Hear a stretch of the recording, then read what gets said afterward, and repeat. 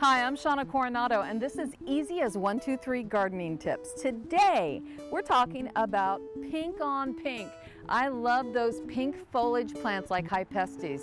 This is gorgeous. And if you want a pink container, I've got just the combination for you. All right, let's get planting.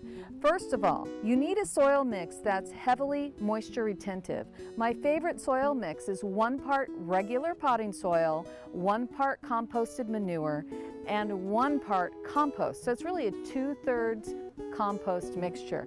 Elevated beds are great for your back. No bending, no time spent on your knees, hurting your back. This concept has really changed the way that I garden and how I feel when I garden. Once you add your fertilizer, you must mix it in. The plants really love a loose soil and a heavy fertilizer at the beginning of the season.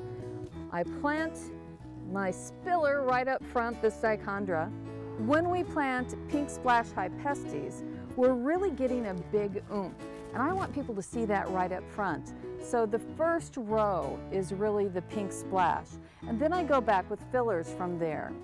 Simply Kale salad is a great filler. It lasts through the early spring. And then when these plants start to get bigger, your salad starts to peter out. This is perfect.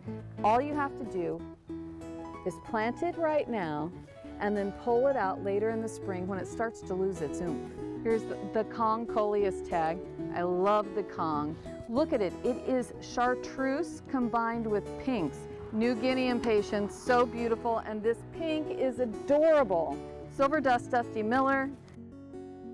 Thanks for joining me for Easy as 1, 2, 3 Gardening Tips. Now you can use this super cool design, all pink, all fun, for a small container or for a larger container. And remember, try an elevated bed. It'll help your back and it's great in your garden space.